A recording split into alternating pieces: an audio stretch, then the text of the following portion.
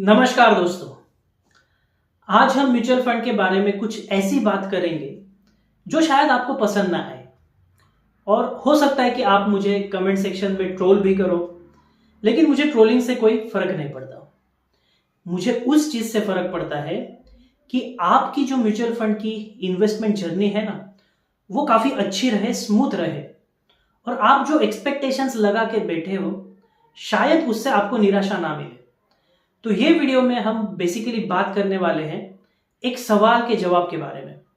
हमारे जो व्यूअर्स हैं उन्होंने एक सवाल पूछा था कि उनके पास 30 लाख रुपए है लमसम और वो 70,000 रुपए पर महीने की एसआईपी कर सकते हैं।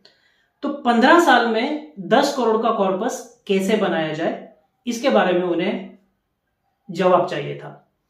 तो जब हमने ये सवाल देखा तो थोड़ा एनालिसिस किया तो हमें पता चला कि 30 लाख लमसम और 70,000 रुपए पर महीने की अगर एसआईपी से आपको 15 साल में 10 करोड़ जनरेट करने हैं तो आपको रिटर्न्स जनरेट करने पड़ेंगे 18% के। 18% के रिटर्न्स आपको म्यूचुअल फंड से चाहिए।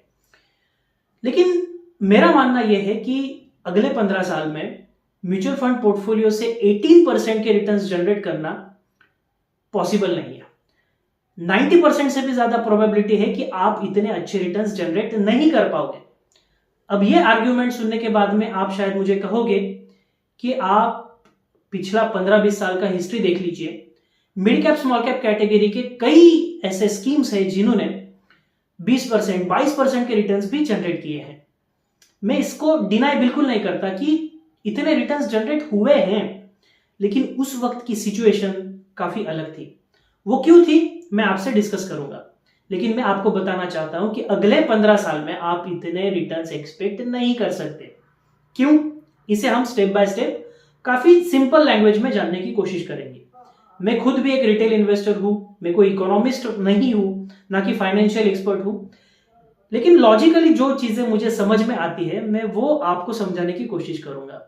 देखिए, आप किसी बैंक में पैसा जमा करते हो एज एफडी के तौर पे, तो बैंक आपको कितना रिटर्न देती है? आज की तारीख में बैंक आपको रिटर्न्स दे रही है 6-7% के एफडी के ऊपर, राइट? बैंक क्या करती है, ऐसे कई सारे रिटेल इन्वेस्टर से पैसे इकट्ठा करती है और किसी कॉर्पोरेट को फिर वो लोन दे देती है। अब जब कॉर्पोरेट को वो लोन देती है तो उससे वो 10% का रिटर्न लेती है, उसमें से 7% आपको देती है और बचा हुआ 3% जो उसका मुनाफा हो जाएगा, उसमें से वो अपना बिजनेस आगे बढ़ाते रहेगी।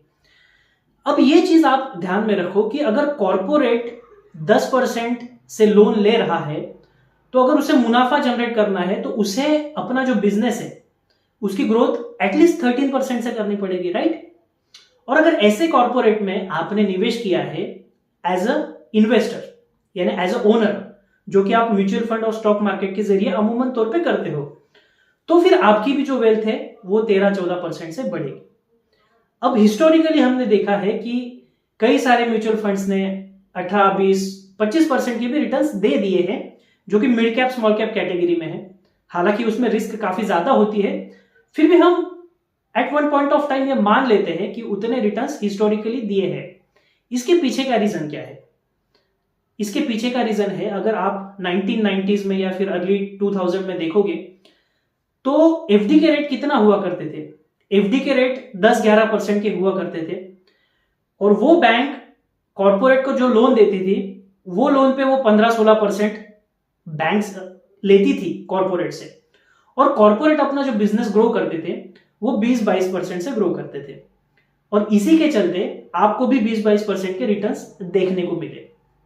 लेकिन अमूमन तौर पे ये देखा गया है, जैसे कंट्री की इकोनॉमी बढ़ते जाती है, कंट्री डेवलपिंग नेशन से डेवलप्ड इकोनॉमी हो जाती है, तो अमूमन तौर पे जो इकोनॉमी की ग्रोथ रेट होती है वो कम होते जाती है और ये ग्रोथ रेट कम होते जाती है आपको दिखता है बैंक्स के एफडी रेट से। अब ये जो ग्राफ है मैं आपके सामने रख रहा हूं, इसमें 2000 से लेकर आज तक इंडिया के बैंकिंग रेट्स के एफडी रेट कितने थे ये दिखाई दे रहा है। इसमें अगर आप देखोगे तो स्टेडीली बैंक्स के जो एफडी रेट है वो डिक्लाइंड हो रहे हैं, कम कम होते जा रहे हैं और ये ट्रेंड अगले 15-20 साल में भी ऐसा ही रहेगा। आप एग्जांपल ले लीजिए यूएस का। यूएस में आज कितने परसेंट से एफडी रेट से आपको पैसा बैंक में डालोगे तो मिलेगा?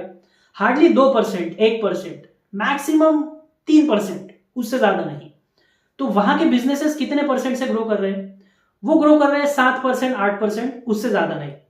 इसका मतलब क्या कि अगर आप यूएस इकोनॉमी में किसी इंडेक्स में निवेश करोगे तो आपको 8-9% से ज्यादा रिटर्न्स नहीं मिलने वाले, क्योंकि वो ऑलरेडी एक डेवलप्ड इकोनॉमी है, पर कैपिटा इनकम काफी ज्यादा है, वहां की इकोनॉमी को बढ़ने के लिए काफी कम स्कोप है, और इसी के चलते इकोनॉमिकल ग्रोथ भी उतनी ज्यादा नहीं है इन टर्म्स ऑफ परसेंटेज। लेकिन हम मान लेते हैं कि हमारी कंट्री अभी भी डेवलपिंग है, हमारा प्रोस्पेक्ट अच्छा है, फ्यूचर में काफी पोटेंशियल है ग्रोथ का, तो हम कंसीडर करेंगे कि हमारे रिटर्न्स कितने बनेंगे।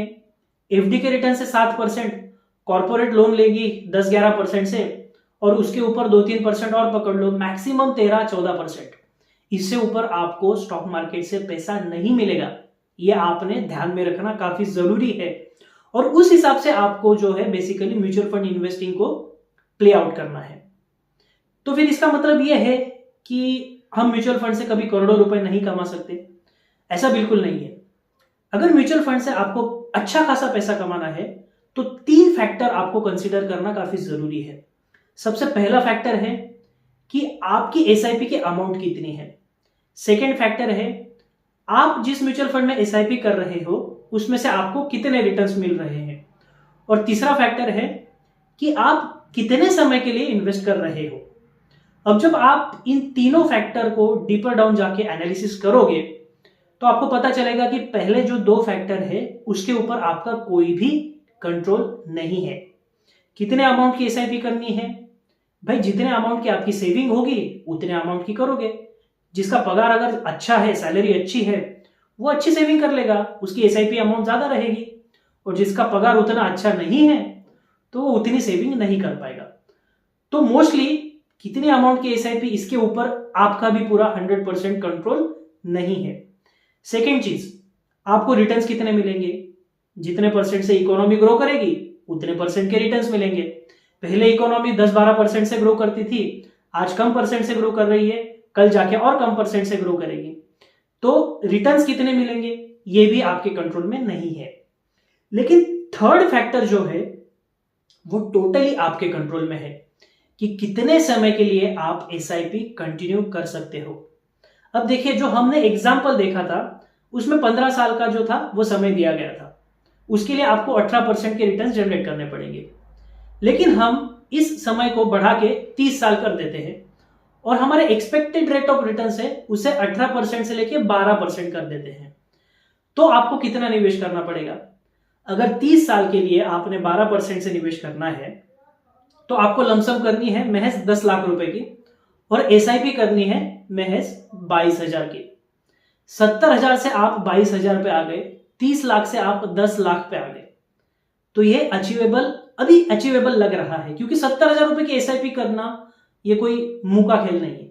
मुझे पता है कि ये जो वीडियो देख रहे हैं उसमें से हार्डली 1 या 2% लोग होंगे जो कि 70,000 रुपए की एसआईपी कर रहे होंगे। आप और मेरे जैसे रिटेल इन्वेस्टर मैक्सिमम कितने की एसआईपी कर सकते हैं? 15,000, 20,000, 25,000, उससे ज्यादा नहीं। आप कमेंट सेक्शन में बताइए कि आपकी एसआईपी कितने रुपीस की है। लेकिन अगर आप टाइम होराइजन बढ़ाओगे तो आपको ट्रिमेंडस अमाउंट ऑफ एडवांटेज मिलेगा। ये चीज कई रिटेल इन्वेस्टर को समझ में नहीं आती है। इसलिए सबसे पहले आपको क्या करना है, rate of returns come consider कीजिए, 12% के कंसीडर कीजिए, 11% के कंसीडर कीजिए, उसमें कॉम्प्रोमाइज चलेगा। लेकिन जल्द से जल्द एसआईपी इन्वेस्टमेंट शुरू करने में कॉम्प्रोमाइज बिल्कुल नहीं करना है। और ट्राई कीजिए कि मैक्सिमम अमाउंट की एसआईपी करें। अगर आपकी कैपेसिटी है 10,000 की तो 2,000 की एसआईपी शुरू करके कोई मतलब नहीं है। कैपेसिटी है 10,000 की तो 10,000 डालिए, बेझिझक डालिए। जब मैक्सिमम अमाउंट डालोगे, लंबे समय तक डालोगे, तब जाके आपको फायदा होगा। स्टॉक मार्केट, म्यूचुअल फंड से अगर पैसा इकट्ठा करना है, या तो आपको एक्स्ट्राऑर्डिनरी टैलेंट चाहिए, यानी आप खुद से 18-20% के रिटर्न जनरेट कर पाओ, या फिर आपके पास पेशेंस चाहिए।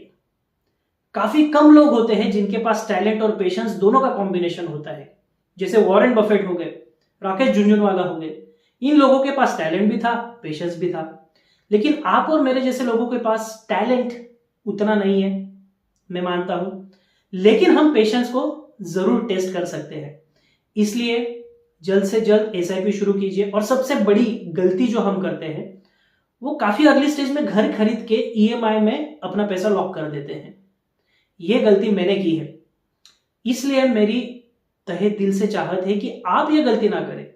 आपके करियर के अर्ली स्टेज में आपके पास घर होना जरूरी नहीं है। रिटायरमेंट तक घर खरीद लेंगे, हमको टाइम मिलेगा, तब तक पैसा बन जाएगा।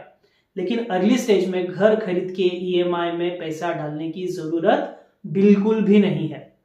तो जल्दी शुरू कीजिए, ईएमआई में मत फंसिए और ज्यादा से ज्यादा अमाउंट की निवेश करने की कोशिश कीजिए।